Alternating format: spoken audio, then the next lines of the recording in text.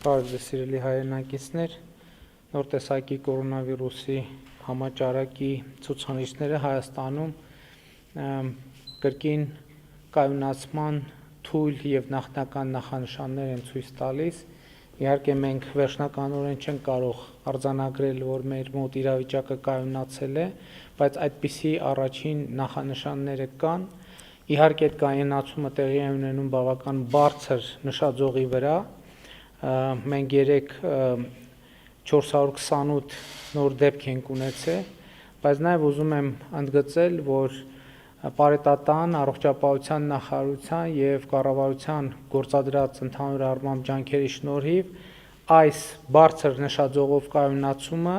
դառնում է տանելի մեր առողջապահական համակարգի համար եւ ըստ էության մենք հոսպիտալացման կարիք ունեցող քաղաքացիների խնդիրը տեսնում ենք, որ ամեն օրվա հետ ավելի փոքրանում է եւ եթե մենք միասին կարողանանք պահպանել այս միտումը, կլուծենք հոսպիտալացման հետ կապված խնդիրները ամբողջ ծավալով եւ կանցնենք կորոնավիրուսի համաճարակի հաղթահարման ավելի ճիշտ զրոյացման փուլին։ Ըստ էության մեզ համար այս խնդիրը լուծելու գործիքը շարունակում է մնալ հակահամաճարակային կանոնների խստիվ պահպանումը եւ հիմա ակնհայտ է, որ Հայաստանի Հանրապետության քաղաքացիների մեծամասնությունը կրում են դիմակ եւ պահպանում են հակահամաճարակային կանոնները, բայց ուզում եմ ասել նաեւ, որ դեռևս մենք ցանկալի արդյունք չունենք եւ այսօր օրվա միայն առաջին կեսին Հայաստանի Հանրապետության ոստիկանության ներկայացուցիչները Հանրապետության ողջ տարածքում 15:00-ի դրությամբ 1800 քաղաքացու տուգանել են դիմակ կրելու կանոնները չպահպանելու համար։ Եվ սիրելի հայրենակիցներ, այս թիվը ես ասում եմ ցավով, ինչու ցավով, որովհետեւ մեր նպատակը չէ որևէ մեկին տուգանելը, դա ընդհանրապես մեր նպատակների մեջ չի մտնում, մեր խնդիրն է, որ այս ձևով հստակ ուղերձել, որ հակահամաճարակային կանոնների նկատմամբ հսկողությունը գնալով ավելի խստանալու է, բայց մեր հավատը եւ մեր նպատակն է, որ Հայաստանի Հանրապետության քաղաքացիները իրենք պահպանեն այդ կանոնները ոչ թե տուգանվելու վախից կամ տհաճությունից, այլ այն գիտակցմամբ, որ սրանով նրանք առաջին հերթին պահպանում են իրենց առողջությունը, իրենց հարազատների առողջությունը եւ Հայաստանի Հանրապետության հարյուրավոր եւ հազարավոր այլ քաղաքացիների առողջությունը։ Այսօր մենք հիմնական մարտահրավերները, որ ունենք, շարունակում են մնալ հուղարկավորությունների արարողությունները պարետատան սահմանած կանոններից դուրս կատարելը, երբ որ դրանք շարունակում են լինել ոչ միայն բազմամարդ, այլև այդ ընթացքում չեն պահվում ամենապարզունակ հակահամաճարակային կանոնները եւ կրկին իմ կոչն է եւ որպեսզի այստեղ նույնպես մենք ցուցաբերենք սկզբունքայնություն, չնայած մենք հիմա նոր մեխանիզմներ ենք ներդրել, որպեսզի նաեւ տարածքային կառավարման մարմինները, տեղական ինքնակառավարման մարմինները եւ ես ուզում եմ նաեւ տեղական ինքնակառավարման մարմինների ներկայացուցիչներին կոչ անել, որ միջև հոգեհանգստյան եւ հուղարկավորությունների արարողությունները իրենց համայնքներում կատարեն բացատրական աշխատանք եւ ամեն ինչ անեն, որպեսզի տեղի չունենա հուղարկավորությունների եւ հոգեհանգիստների ժամանակ հակահամաճարակային կանոնների խախտում։ Հաջորդը էլի շարունակում է խնդիր մնալ այսպես կոչված ընդհատակյա հարսանիքները, մենք իհարկե բոլոր նորապսակներին մաղթում ենք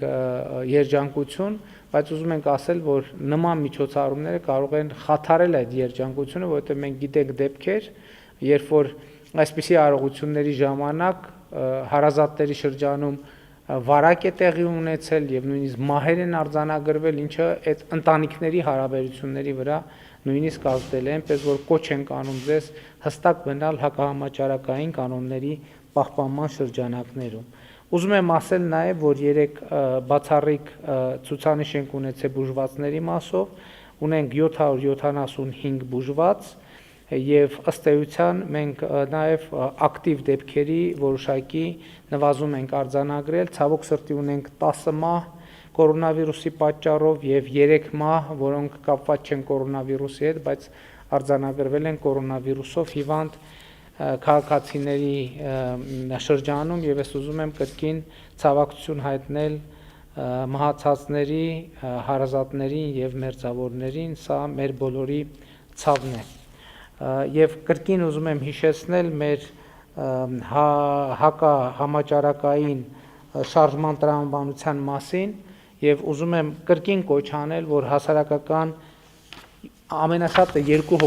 հոգու ձևավորված խմբեր ձևավորվեն, որոնք հանրային իրազեկում իրականացնեն հարգալից առանց լարվածությունների մեր քաղաքացիների շրջանում, կոչ անելով, քաջալերելով մեր հայրենակիցներին պահպանել հակահամաճարակային կանոնները։ Այժմ ես ուզում եմ ներկայացնել եւ խոսքը փոխանցել Սուրբ Գրիգոր Լուսավորիչ բժշկական կենտրոնի բուժական հարցերի գծով փոխտնօրեն Պետրոս Մանուկյանին։ Պարոն Մանուկյան, ես տեղյակ եմ, որ դուք հիմնականում զբաղվում եք ծանր եւ առանձնապես ծանր դեպքերի հիվանդների բուժմամբ եւ կխնդրեի ձեզ, որպեսզի ներկայացնեք հիվանդությունների զարգացման, այդ հիվանդության կորոնավիրուսի զարգացման ընթացքը, թե ինչպես է լինում, որ հիվանդի վիճակը գնալով ծանրանում է եւ ինչպես եք դուք փրկում կյանքեր։ Շնորհակալություն համեցեք։ Շնորհակալություն։ Հարգելի հայրենակիցներ, ներկայացնելով առողջապահության նախարարության կորոնավիրուսային ծրագրում ներառված ամենախոշոր բուժհաստատությունը, հավաստիացնում եմ ձեզ, այո, դա բազմապրոֆիլ ամենախոշոր բուժհաստատությունն է, որը արդեն առավել քան 2 ամիս ընդգրկված է կորոնավիրուսային վարակով հիվանդների բուժման գործընթացում։ Ըստ գործող կանոնակարգի հիվանդանոցը նախատեսված է ծանր եւ ծայրահեղ ծանր հիվանդների բուժման համար։ Բոլորս գիտենք, որ հիվանդությունները նոր կորոնավիրուսային վարակով հիվանդները մեծամասամբ դրանք ունեն բազմաթիվ ուղեկցող հիվանդություններ, ինչպիսիք են սիրտ-անոթային համակարգի հիվանդությունները, շաքարային դիաբետը, զարկերակային գերճնշումը, ճարպակալումը, սրտի փականային համակարգի հիվանդությունները, որոնք առավելագույնս բարդացնում են հիվանդության ընթացքը։ Ավելի հակառակը կարելի է ասել, կորոնավիրուսային վարակը բարդացնում է նման հիվանդների բնականոն վիճակը եւ ընթացքը ավելի առավել բարդ է գնում։ Ցավոք, ուզում եմ շեշտադրել, որ վերջին ժամանակներս ծանր եւ ծայրահեղ ծանր հիվանդների աճի միտում նկատվեց եւ հիվանդանոցը առավել ծանրաբեռնված էր աշխատում։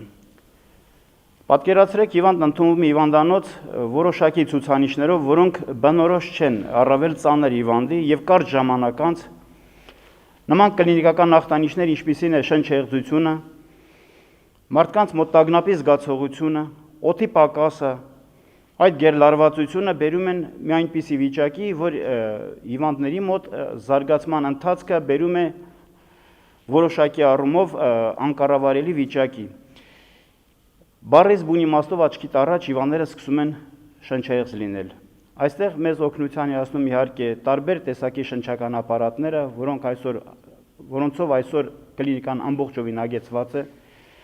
եւ մենք կիրառում ենք արհեստական շնչառության ապարատներ, CPAP ապարատներ նման հիվանդների բուժման ընթացքը կառավարելու համար։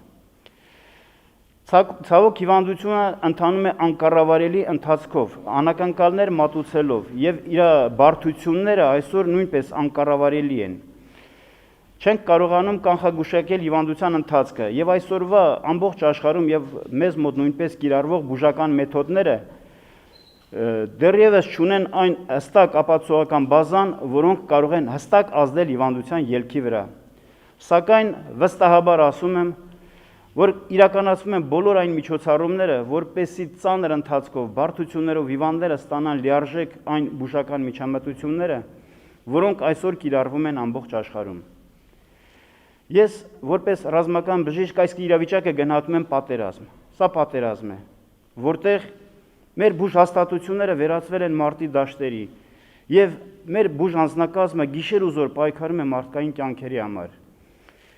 Եվ այս պատերազմում հաղթելու համար մենք ունենք շատ մեծ հզոր զենք։ Դա իրավիճակի սթափ գնահատականն է եւ գիտակից մոտեցումը ստեղծված իրավիճակին։ Հորդորում եմ բոլորիդ։ կատարել կառավարության, առողջապահության նախարարության պարետատան բոլոր պահանջները, ցուցումները, հավատացեք, չկա մի ցուցում, որը որոշակի ազդեցություն չունենա հակահամաճարակային իրավիճակի վրա։ Քանի դեռ աշխարհում չկա հստակ բուժման մեխանիզմներ, չկա վակցինացիա, միակ ճանապարհը դա կանխարգելիչ միջոցառումներն են, որոնք կարող են միայն ու միայն բերել այսօրվա իրավիճակի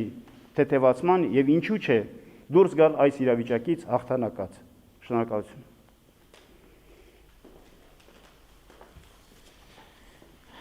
Շնորհակալ ենք պարոն Մանուկյան եւ թույլ տվեք եւս մեկ անգամ ձեզ եւ բոլոր բուժաշխատողներին մեր բոլոր բժիշկներին շնորհակալություն հայտնել կատարվող իսկապես հերոսական աշխատանքի համար եւ այն մթնոլորտի համար, որ այս ճգնաժամային պայմաններում ստեղծվել են մեր բուժ հիմնարկներում, ես չեմ դադարի ասել, որ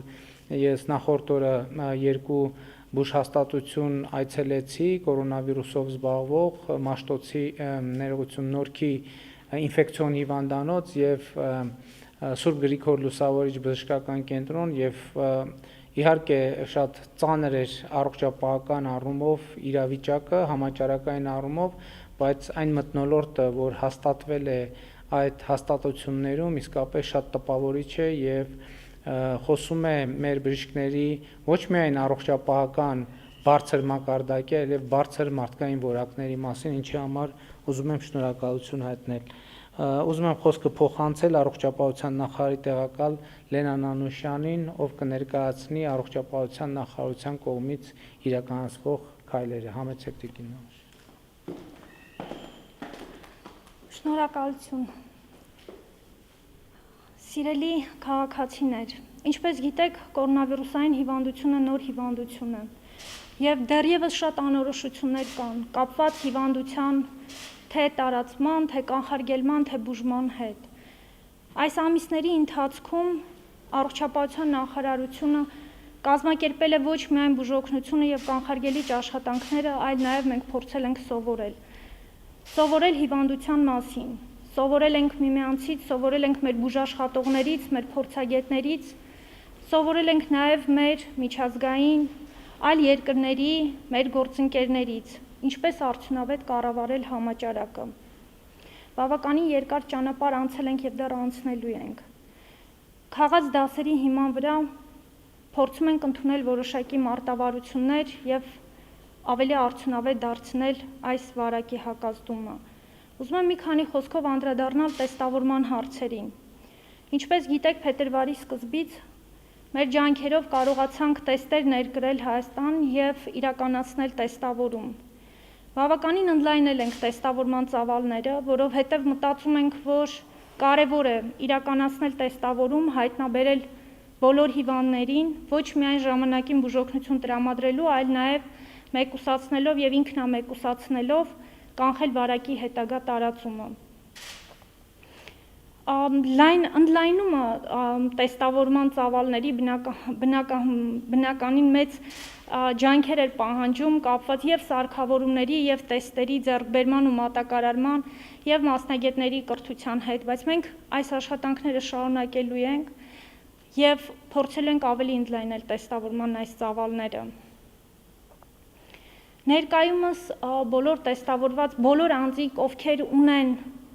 բարձր ջերմություն կամ հասկ ու հեվոց, որոնք բնորոշ են կորոնավիրուսային հիվանդությանը, պետք է դիմեն իրենց առողջության առաջնային պահպանման բժշկին, ով հիմնվելով մեր ստանդարտների չափորոշիչների վրա կկազմակերպի իրենց նմուշառումը եւ տեստավորումը, հետագայում անհրաժեշտության դեպքում նաեւ տնային բուժումը կամ հոսպիտալացումը։ 14 օրերի ընթացքում, եթե չեն լինի բարդացումներ կամ հոսպիտալացում, հիվանդը արդեն առանց տեստավորման դուրս կգա բժշկի հսկողությունից եւ կհամարվի առողջացած։ Կուզենամ նաեւ անդրադառնալ հակահամաճարակային կանոնների պահպանմանը, մասնավորապես դիմակի կրելուն։ Ես նույնպես միանում եմ բոլոր կոչերին եւ խնդրում եմ ձեզ կրել դիմակ, որովհետեւ վարակի տարածման այս փուլում, երբ ոչ թե օրական ամբողջ հանրապետությունում գրանցվում է մի քանի դեպք, այլ հարյուրավոր դեպքեր, շատ կարևոր է, որ յուրաքանչյուրս կրենք դիմակ, բայց ոչ մենք կրենք, այլ նաև մյուսներից եւս պահանջենք, որ իրենք նույնպես կրեն դիմակ, պահանջենք մեր զրուցակցից, պահանջենք առևտրի կետի վաճառողից, պահանջենք տաքսի վարորդից, մեր հարևանից, որովհետև եթե իրենք կրեն դիմակ, ոչ միայն իրենց կպաշտպանեն, այլ նաև կպաշտպանեն ձեզ։ Առողջ եղեք։ Հարցերը այժմ։ Երկիր EM կայքից Աննա Բալյանը հարցնում է. Հայ հեղափոխական դաշնակցությունը համարում է, որ կորոնավիրուսի դեմ պայքարում կառավարության քայլերը կամ անարդյունավետ են, կամ ուշացած, հաճախ նաև սխալ եւ պահանջում է, որ ազգային ժողովը հատուկ նիստ գումարի, որտեղ կառավարության հետ կքննարկի ճգնաժամից դուրս գալու լուծումներ եւ պատասխանատվության կկանչի ձախողած բոլոր պաշտոնատար անձանց, սկսած թիվ 1 պատասխանատու վարչապետից։ Ձեր քաղաքական թիմը արդյոք պատրաստ է հանուն ժողովրդի առողջության այսպիսի քայլ անել եւ դուք անձամբ պատրաստ եք մասնակցել այդ օրակարգով նիստին։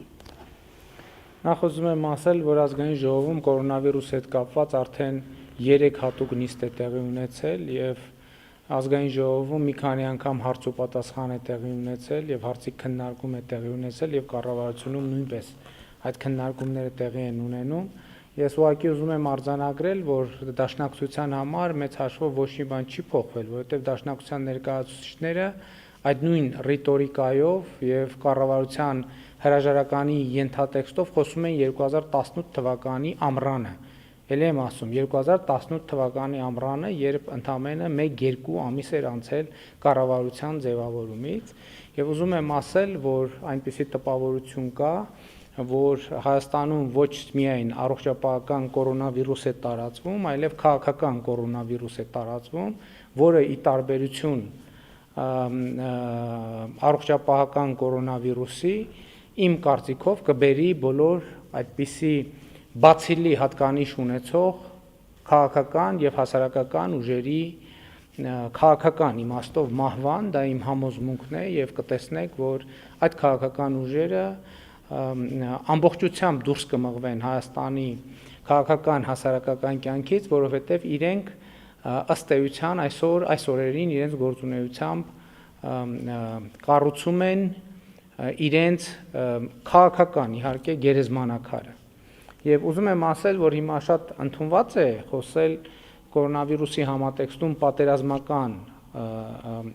հռետորաբանությամբ, անկեղծ ասած հայեցակարգային առումով ես դա չեմ այդքան էլ հաշտ չեմ այդ մտքի հետ, որովհետև ես կարծում եմ, որ ճգնաժամին մենք միշտ եւ բոլոր դեպքերում պետք է նայենք որպես հնարավորություն։ Բայց եթե նույնիսկ հարգելով այդ տրամաբանությունը, այսօր կան ուժեր եւ շրջանակներ, ովքեր այսպիսի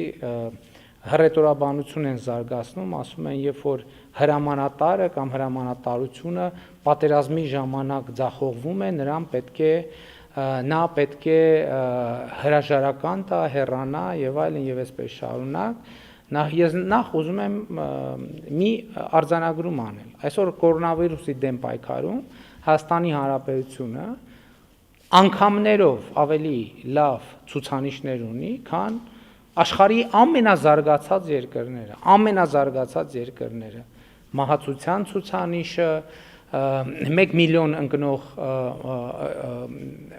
բնակչության ընկնող մահացության եւ բազմաթիվ այլ ցուցանիշներ։ Եվ ես ինչ որ չեմ տեսնում, որ աշխարհի այդ զարգացած երկրներում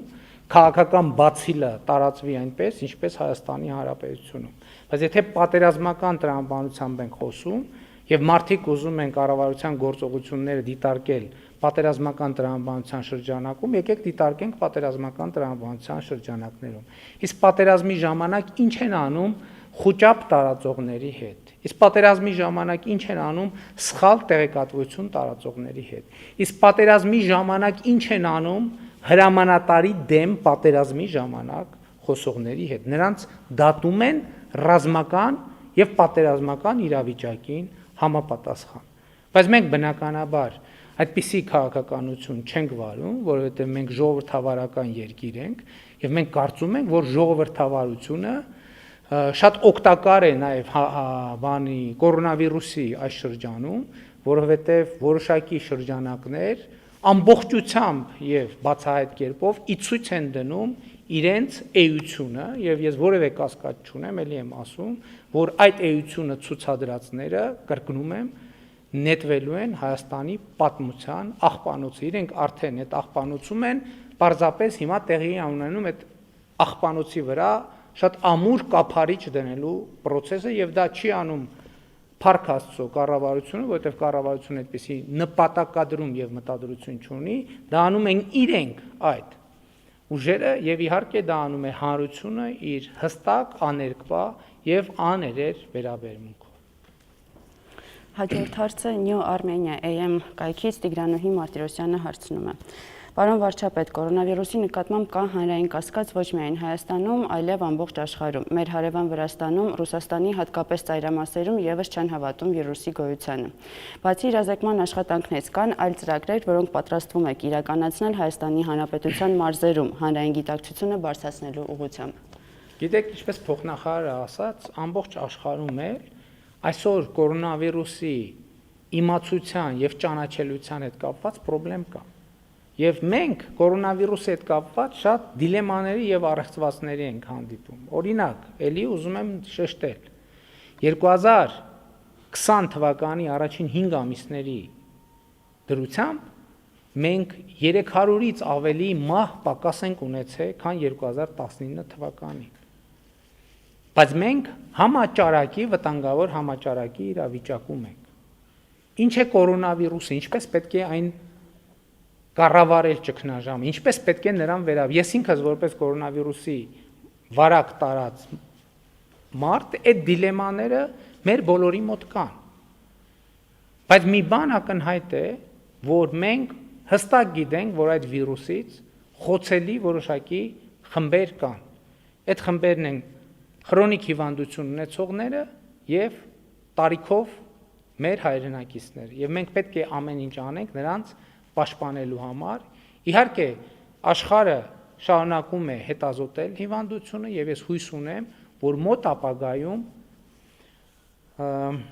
կգտնվի պատվաստանյութ, բայց մասնագետները չեն բացառում, որ պատվաստանյութ չգտնվի եւ հետեւաբար ես ծայրահեղ ճիշտ եմ համարում մեր ворթեգրած ռազմավարությունը, որ մենք դրել ենք եւ ворթեգրել ենք սովորել ապրել կորոնավիրուսի հետ համատեղ եւ զուգահեռ, որովհետեւ ելի եմ ասում բոլոր երկրները ըստ էության նույն խնդրի միջով անցնելու են առանց բացառության բոլոր, քանի դեռ պատվաստանյութ չի հայտնաբերվել։ Եվ եթե ելնում ենք այս կանխավարկածից, ես էլի իմ օրինակը բերեմ, ելնում ենք այդ կանխավարկածից, եթե նույնիսկ իմ օրինակը չբերեմ, եթե նույնիսկ մենք հիմա ունենանք 0 ամենօրյա կորոնավիրուսի դեպք, այն պայմաններում, երբ որ աշխարհում կորոնավիրուսը ներկա է, երբ որ մենք բացվենք կորոնավիրուսը ներթափանցելու եւ այդ ժամանակ մենք կարող ենք լինենք ավելի անպաշտպան։ Այս մարտավարությամբ մենք ոչ միայն